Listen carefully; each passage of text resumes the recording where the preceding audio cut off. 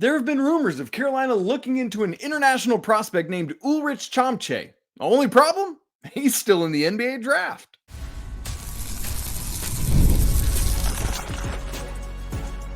You are Locked On Tar Heels, your daily podcast on the UNC Tar Heels. Part of the Locked On Podcast Network, your team every day. Hey there, what's up? It's Monday, June 10th, 2024. Welcome into the Locked On Tar Heels podcast, the only daily North Carolina show out there.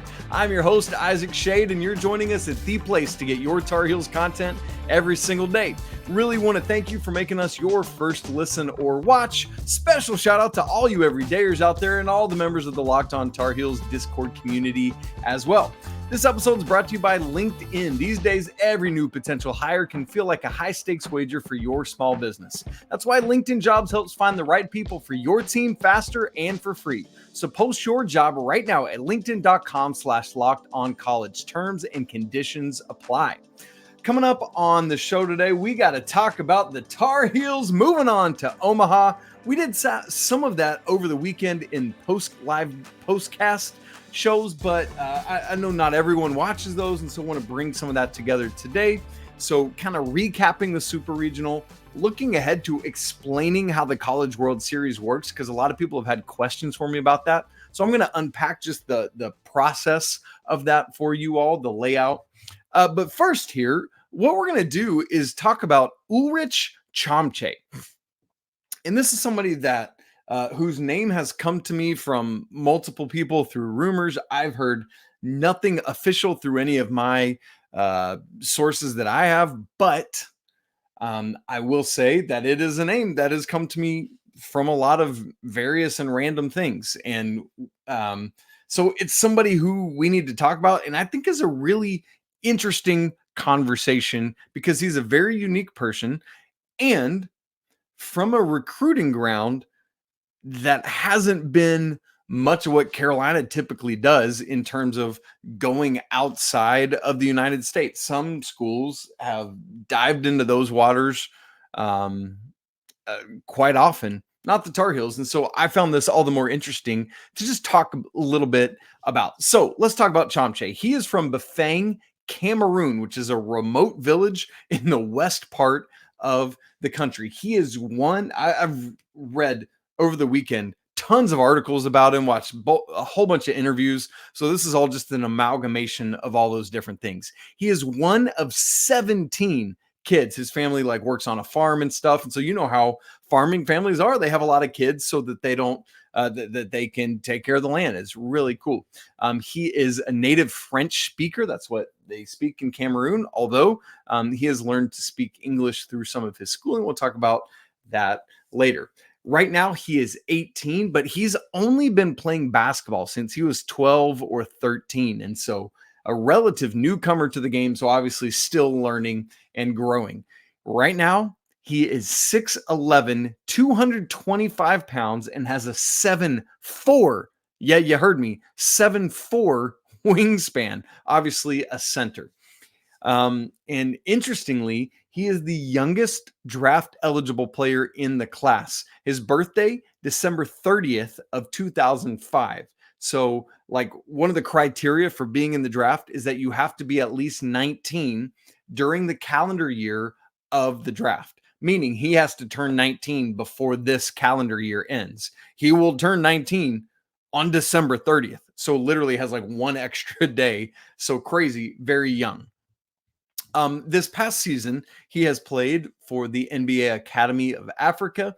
And during the Basketball Africa League qualifiers, just to give you a couple stats on him, it's 3 games, but listen to these numbers: 13 points, 9 rebounds, 3 assists, just shy of 3, 2.7 blocks a game and a steal a game, 42.4% from the field, 38.1% from 3, and 75% from the free throw line.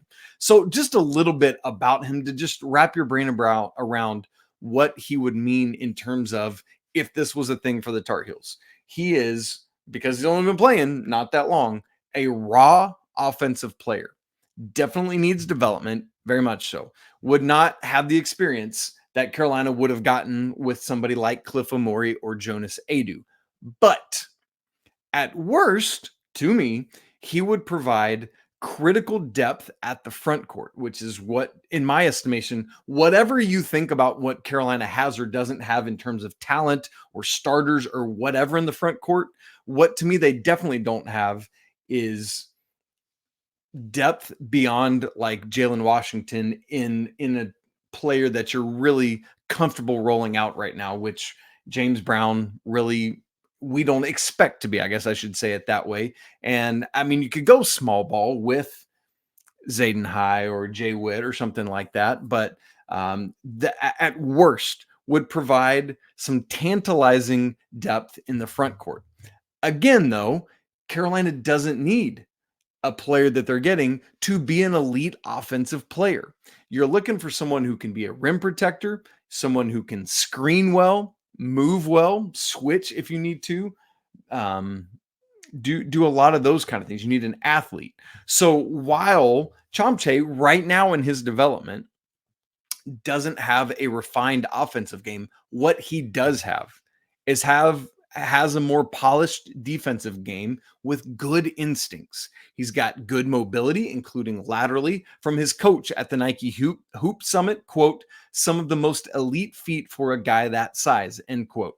He's got great timing as a shot blocker and has above average athleticism positionally.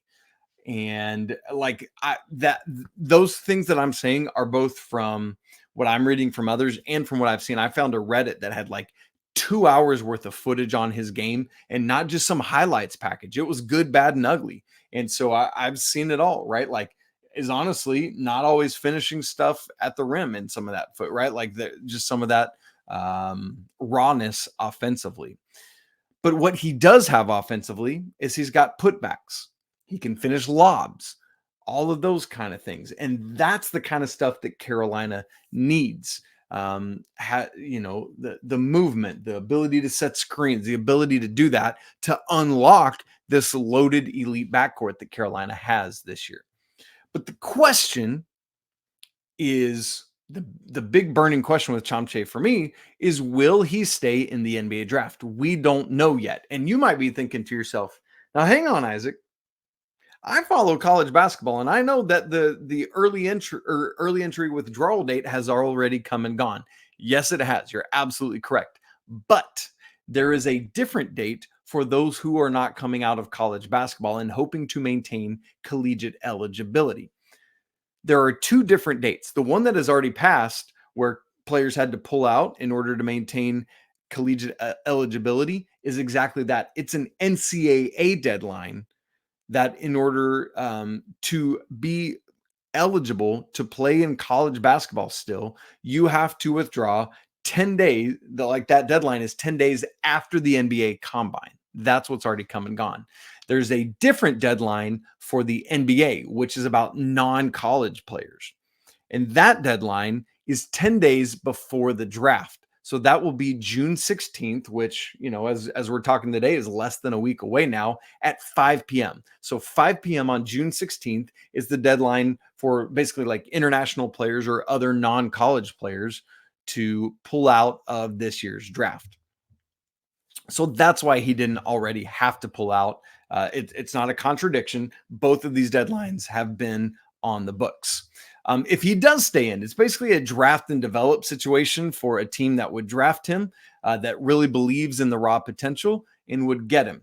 And so, from the Carolina side of things, I think where the Tar Heels are at right now is it's like, if Carolina truly is interested in him, it's either, as we've been hearing, hey, we're done, or it seems like it might be something like, hey, we'll go after Chomche. If we get him, great. If not, we're done. I think Carolina, it seems like, could be in that kind of headspace right now in terms of roster construction. I want to shout out something our buddy JC Fox said in the Locked on Tar Heels Discord on Sunday as we were having some of these conversations. He said, Isaac, I can get behind Chomche. Why is that? He gave 3 reasons. Number 1, high risk, high reward. And this is like if you ever have done a fantasy draft, right? You get all your starters, and then high risk, high reward is who you want to draft late. Because if they hit and that reward is there, you've got a gold mine. And with Chomche, it would be somebody you're not relying on, somebody that needs development through practice and, yes, some games, who has some intriguing skill sets that if they hit, it could be really helpful. So you can get behind him. A, high risk, high reward. B, you don't need him. So you let him work. And if it works, and that's great. But if it doesn't work, you're not really out anything. You know what I mean? Carolina doesn't need to rely on him. So that's the second great point. And then C, so high risk, high reward. You don't really need him. And C, if he doesn't work out, he would be the kind of player to leave and not stick around, because if he doesn't stay in the draft this year, he'll do it next year. And so if he doesn't work out, he would be the kind of player to leave and not stick. And if he hits, hey, let him stay. That way he does not scare off the killer 4s and 5s we are tracking for the class of 2025. So that's 3 great points from JC there. So JC, thank you for letting me share that. I appreciate it. And thanks for your great thoughts in the Discord there. And just another thought with Chomche potentially coming to Carolina, Kaman Maluak, who's headed to Duke this fall, who is an absolute dude, is a close friend of Chomche's, and I know it's rival schools, but because of their relationship, it could be a reason if he pulls out of the draft to come to Chapel Hill, because you're pretty close, very close proximity to a good friend of yours. And if I were coming over from Cameroon, that's somebody I'd want to be close to me. So that's just a potential thing to watch out for. So we don't know right now, obviously. Again, you can't get somebody that stays in the NBA draft. So we'll keep our eyes on that. But if he pulls out and decides to come to college, because that's the other thing, he might not, even if he pulls out. If he does, though, keep your eyes on any noise between he and the Tar Heels. Now, we got to move from basketball to baseball, where the Diamond Heels are off to Omaha thanks to a sweep of the West Virginia Mountaineers this weekend in the Super Regionals, and a big boy weekend from our man Vance Honeycutt. We'll get to all of that in just a second. Right after I tell you about LinkedIn. When you're hiring for your small business, you want to find quality professionals that are right for the role. That's why you got to check out LinkedIn Jobs, which has the tools to help find the right professionals for your team faster and for free. And LinkedIn isn't just some other job board. They help you hire professionals you can't find anywhere else, even those who aren't actively searching for a new job, but they might just be open to that perfect role. In a given month, over 70% of LinkedIn users don't visit other leading job sites. So if you're not looking on LinkedIn, you're looking in the wrong place. Because on LinkedIn, 86% of small businesses get a qualified candidate within 24 hours. So hire professionals like a professional on LinkedIn. Who knows that small businesses are wearing so many hats and might not have the time or resources or capability to hire. So they're constantly finding ways to make this process more efficient for you and your business. For example, they recently launched a feature that helps you write job descriptions. Again, making this process easier and quicker for you. Man, I love that. And I'd want to be part of it if I were you. And if you want to, post your job for free right now at linkedin.com/lockedoncollege. Again, that's linkedin.com/lockedoncollege to post your job for free. Terms and conditions apply. Oh man, I hope that you have been watching and been all in on the Diamond Heels run this postseason. Obviously fell short in the ACC tournament, but ended up winning the Chapel Hill Regional last weekend. It was a close, tightly contested series, particularly obviously with LSU, and then was able to sweep West Virginia this weekend in the Super Regionals to advance to Omaha. But I tell you what, those were not 2 easy wins. One was another come from behind, and one stopped West Virginia from almost coming from behind. And so really, really good stuff. If you want to hear a breakdown of those games in depth, I did a postcast Friday after the win in game 1 and Saturday after the win in game 2. So go back and listen to those if you haven't already. They're available on both audio and video like all our other shows. So make sure to check that out. But Carolina, by virtue of these wins, are headed to Omaha. That'll be starting up this weekend. It's the first trip to the College World Series since 2018. It's the 12th time in program history for the Tar Heels. And what's wild about that is the College World Series was first played in 1947. Carolina went for the first time in 1960 and 4 times total from 1960 through 1989. However, no appearances from 89 through 2005. But from 2006 through the present, the Tar Heels have now been 8 times to the College World Series. That's wild stuff. Obviously, that stretch 06, 07, 08, 09, when they went 4 in a row, helps that in a big way. Man, I tell you, I am so happy for Scott Forbes, who makes it to the College World Series in year 4, fell just shy of it in year 2 in 2022 when Carolina hosted a super regional, but unfortunately got swept by Arkansas. And you just kind of look at the progression and the building this team's gone through. Each of his first 3 years, Carolina was 500 in ACC play. And I don't mean in total, although that's true, but each year was exactly 500 in ACC play. And then this year they go 22-8. Just great stuff.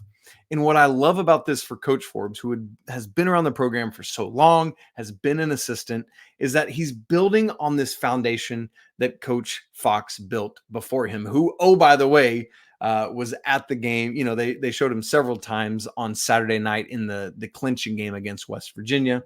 And what's cool also is I was texting with a former Carolina baseball player on Saturday night, kind of throughout, but this specific conversation was after the game. This is somebody that played under Coach Fox, by the way. And he said to me, quote, "And how about Forbes in just year 4? What an amazing culture he's building. Coach Fox got it all started, and now Coach Forbes is putting his stamp on it, similar to what Coach Hubert Davis is doing. He's doing it with his personality, and I love it." That is so well said. And I love that comparison to how Hubert is building on the foundation set for him by Coach Williams, by Coach Smith. And he's very much doing Carolina basketball, but with Hubert Davis fingerprints all over this thing, right? It doesn't look exactly the same, but it's Carolina. And that's exactly what Scott Forbes is doing.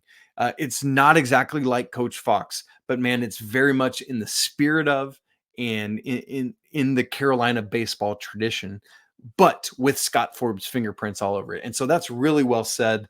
And I love what is happening. Here's the deal though, folks. The Tar Heels have not made it easy on us this postseason. I mean, even going back to that last game of the ACC tournament against Wake Forest, I mean, just stressful, crazy, wild game.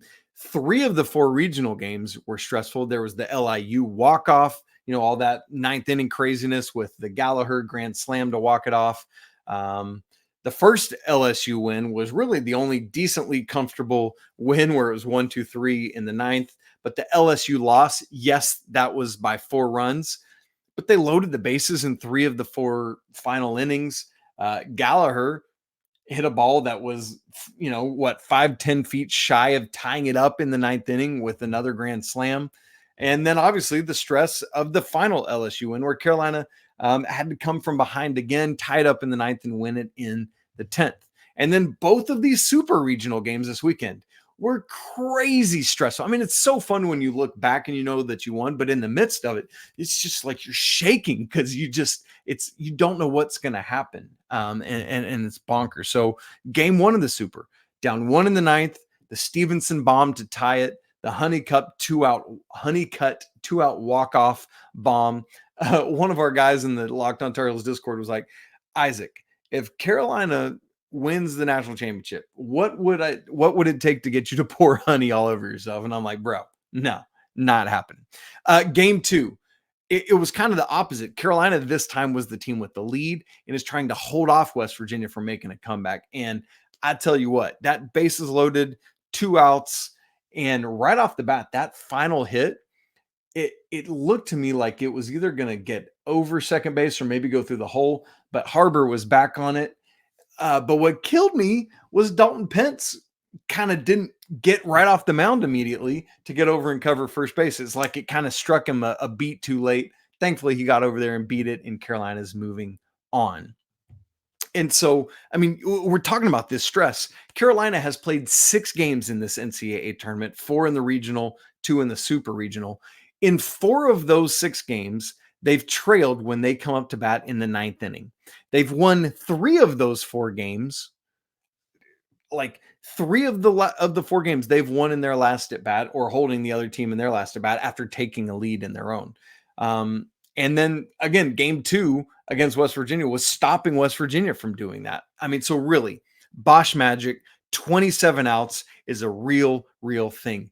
Please, I don't care how far down and out this team is in the College World Series. If they should get down, do not turn it off or tune it out, because you never know what kind of magic might happen with these Tar Heels. It ain't going to be Bosch magic anymore, because that they're done at home for the year. But man, there is some magic with this team. But here's, as difficult as a fan as it is to watch and engage with that and deal with it, what I love, part of the key is that this team is battle tested, right? They trust each other, even though they've got some young players in key positions. They trust each other. They battle. They trust the process, right? And that's part of that 27 outs mentality. Over the course of the game, if we keep cool, we keep calm and collected, and we do what we know we can do, you never know what's going to happen. So you trust the process. You don't look ahead to say, oh, if we lose this game, it's over and only 6 outs to go and we're done. No, 1 at bat, 1 pitch at a time, and you never know what might happen. So also what I love about that too is it's not even just on the Carolina side of it. Because of what they've done, particularly late in games lately, the opposition is always going to have that in the back of our brains. Like, no lead is safe. Who knows what these Tar Heels might do? And I love that you're going to be in teams' heads about that. Like, that's just psychology of sport, man. When you have proven the ability to win late and win in high leverage situations, opposition is going to fear that. And quite frankly, all of this that they've done is without the offense feeling like they've really gotten on track and been rolling in this NCAA tournament. And so, that's really interesting to think about moving forward to the NCAA or to the College World Series. Something I loved about this weekend is you had a battle of leadoff hitting, soon to be first round pick superstars. Obviously for Carolina, that's Vance Honeycutt. For West Virginia, that was shortstop J.J. Weatherholt, who's battled a hamstring injury earlier in the year, but is essentially back full strength. And look, folks, all due respect to J.J. Weatherholt, but our man Vance owned this head-to-head matchup. Weatherholt for the weekend was 1 of 8, 2 strikeouts, 1 hit by pitch, 1 stolen base. For Vance, 4 of 9, 4 runs, 3 RBIs, 2 home runs, 2 strikeouts, 1 swinging, 1 looking. A couple magnificent defensive plays in game 2. What was funny was the pop fly where he doubled out the runner that got too far off. I mean, it was a good play in center field, but it wasn't by any means like, oh, Vance had to go out of his way to make this play. That was crazy. And he still threw the guy. It was like, it was a pretty routine play to first, but the impressive part was the cannon. I mean, right to Parks Harbor to double off homie trying to get back to first. But the big defensive play was in the bottom of the 8th inning, getting into the gap, into the right center gap to cut off what would have been a leadoff double, then with the top of the order coming up to not allow a rally to happen. Unreal stuff from Vance, who goes, again, 4 for 9 versus J.J. Weatherholt's 1 for 8.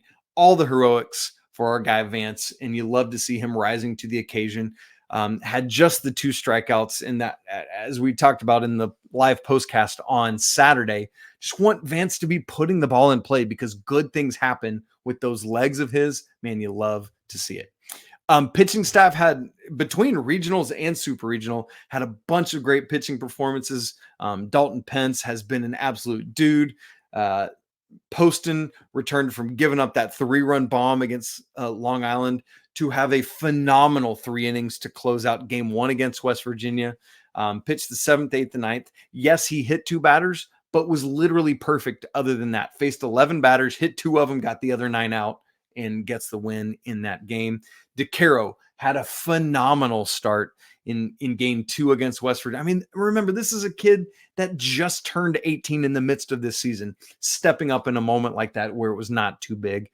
Should be ready to go for game 1 against Virginia on Friday or Saturday. Matty Mathias had a really strong outing against LSU. Not quite as good against West Virginia in his one inning pitch, but still got out there and did work. And so really curious to see what the pitching staff is going to be ready for next week in Omaha. We talked about that offense. Just a couple things I want to say about them. They did enough to win these two games, but in the 17 offensive innings that Carolina played, they only scored in 5 different innings. There were some chunk innings, and that's what I love about this team is they don't have to score every inning because they can get those 4-run or 3-run or 5-run innings, and you saw several of those. And that's going to happen in the playoffs, right? Where you're going to face better pitching.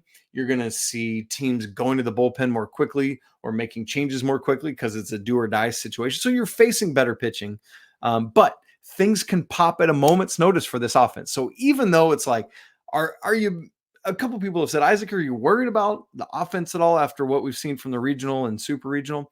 And I'm not. That's baseball. One weekend, the hits are hard to come by, and the next, you're off and running. So just, and the same is true with individual hitters, right? Like, it wasn't as good a weekend for Gavin Gallagher this weekend, but next weekend he could go off, I mean, you just don't know. Speaking of Gallagher, you know how in the regional, like last Friday, he had his moment of atonement against Long Island, had that error earlier in the game and then hit the walk-off and had several other big moments. You got that in game 1 against West Virginia from Luke Stevenson atoning. He had missed that tag earlier in the game in game 1 and own that. He said, I got to do better, but he came back and hit a solo bomb to tie it up right at the beginning of the ninth. Colby Wilkerson had made an error that then the next batter was one of the 2-run homers that West Virginia hit on Friday. How does he atone? Solo shot in the 7th inning. And so just neat to see guys making up for mental or physical errors. Really, really good stuff. And also, just big picture, it was great that Carolina was able to take care of business in just 2 games against West Virginia, not having to go to a decisive game 3 on Sunday where anything could have happened, but also ahead of what is a crazy long College World Series, just every extra bit of rest you can get, both in terms of saving pitching arms, in terms of just catching a breather and letting your body and bones and bruises heal up. That's a good thing for the Tar Heels. Speaking of that College World Series, Carolina will be headed to Omaha this week. But the biggest question I've been asked all weekend is, Isaac, can you explain to me how on earth the College World Series works? Because it is a confusing format. Well, guess what? Your friendly neighborhood podcast host is here to help you with that. So I'll explain the College World Series format, set you up for what we already know about Carolina's College World Series and what we're yet to find out. Coming up in just a second. Right after I tell you about our good friends at FanDuel. Summertime means baseball, the NBA Finals, and more. And you can bet on it all right now at FanDuel. Because new customers get $200 in bonus bets with any winning $5 bet. Yeah, that's $200 you can use to bet on everything from the Finals MVP to who's going to hit one out of the park. How about the odds for that Finals MVP? Right now, as I record, it's Jason Tatum, shortest odds at plus 105. And then Jalen Brown plus 185. Luka Doncic, a distant third at plus 650. Hey, he's behind 2 games to none. And then Drew Holiday at plus 750. So if you want to get in on that action or anything else, visit FanDuel.com/lockedon and add a big win to your summer bucket list. FanDuel, America's #1 sportsbook. All right, let's talk about the format or the structure of the College World Series. The easiest way for me to explain it to you big picture, and then I'll unpack it nitty-gritty style, is to look at it this way. Carolina just had a regional 2 weekends ago and a super regional this weekend. The College World Series is like both of those things squeezed together in one event. The Baseball National Championship, similar to golf, is an insanely difficult thing to navigate and win. So basically, again, a regional, 2 4-team brackets. And then if you're the team that makes it out of that, it's like you get another super regional. Let me explain all of that. The nitty gritty. World Series is played in Omaha, Nebraska. It begins this Friday, June 14th, and goes all the way through either the 23rd or 24th of June. We don't have the specific schedule yet of when Carolina will play. That comes out today, Monday, as all the super regionals go final. But it will be either Friday or Saturday. And the games for the vast majority of the College World Series are at 2 and 7 each day. We get 2 games played. We do know that Carolina will play Virginia in their first game. And because Carolina is the better national seed, they will be the home team for that game. And so as you think about the College World Series, I know it's 8 teams, but it's very akin to the prestige of making the Final Four. So you think about making the Final Four in basketball, and it's like, oh man, that Final Four group, unreal. That's what you hang a banner for. Same is true about the College World Series. Like that is the mecca. That's what you're trying to do. So here's how it's going to work. There will be 2 4-team brackets, basically the left side of the NCAA tournament bracket in one bracket and the right side in the other.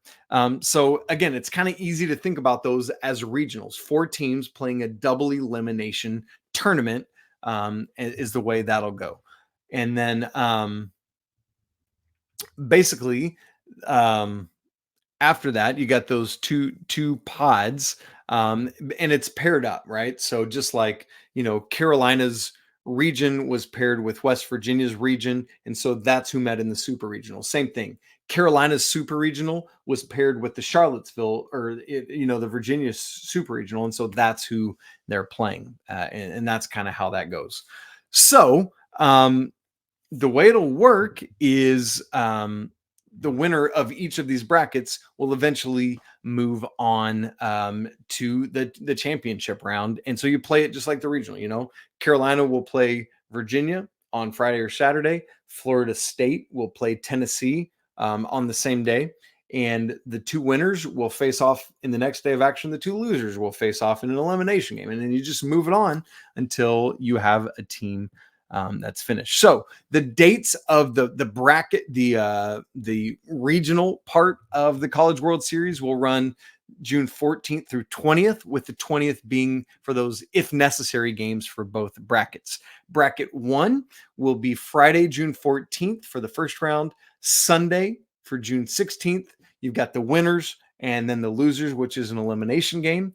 Tuesday, June 18th is another elimination game, just one for that bracket. Wednesday, June 19th will be the bracket final game 1. And then Thursday, the 20th will be that bracket final game 2 if needed. Bracket 2 will start Saturday. So it's like bracket 1, the first 2 games are Friday. Bracket 2, the first 2 games are Saturday. First round, Monday will be the winners playing and the losers in an elimination game. But this bracket is kind of at a disadvantage because they have to turn around and go the very next day into the elimination games on Tuesday. Then Wednesday will be the first bracket final game, and Thursday if needed. Schedule benefits to this, both brackets, for the regional, it was like Friday, Saturday, Sunday, Monday if needed. There's a day off in between the first and second games for each team, unlike the regional round. But bracket 1, the teams that will start play this Friday really have a big schedule advantage. I'm hoping Carolina will be in bracket 1 and play Friday. So that's what I'm looking for, because you get multiple more possible extra days of rest for the pitching staff. For example, after the second game you play, if you're still alive and playing, you get an extra day off before the second elimination game happens. The undefeated team, whoever wins their first and second game and is like the winner of the winners bracket, has 2 days off before the bracket final. And if the undefeated team wins that bracket, they have another 2 days off before the championship round. So you really kind of want to be in that bracket that starts on Friday, and you got big opportunities for rest. And then the 2 teams that come out of those regionals, those brackets, will meet in the College World Series championship round. And again, it's easier to think about this kind of like a super regional because it's just best 2 out of 3. That's it. And whoever wins those 2 games, that's your national champion. So that's how that will work. The dates for that, you get a day off after the regionals are done. And then this will start on Friday, June 20. That day off is Friday, June 21st. And then the beginning of the finals will be Saturday, June 22nd. And that will go Sunday, June 23rd. And then Monday, the 24th, if necessary. So that's how all that works. So you see what I'm saying? It's like 2 brackets, but think of those as the regional. Those winners go on to a super regional kind of thing, best 2 out of 3. And that winner is your national champion. So Carolina could do it. Their bracket's going to be tough. I'm telling you, it's got Virginia, it's got Florida State, and it's got the number 1 national seed, Tennessee. So going to have to take care of that. We should get all that bracket announcement today on Monday, and then I'll be able to unpack that more on Tuesday's show as we start to look ahead toward the weekend and know all of that schedule. All right, y'all, thanks so much for tuning in. We're a little bit long today, and I apologize for that. If you haven't subscribed to the show on audio and video, do that. We'd love to have you become an everydayer, always tuning in and checking in on the show. If you're not part of the Locked On Tar Heels Discord, man, we'd love to have you come be part of that as well. It's free to join. The link is in the show notes. Come for the Tar Heels, stay for the community. You will not be disappointed. I promise you that. It's a very safe and healthy environment and place to be. All right, gang, it's always a great day to be a Tar Heel. We'll talk again tomorrow on Tuesday, but until then, peace.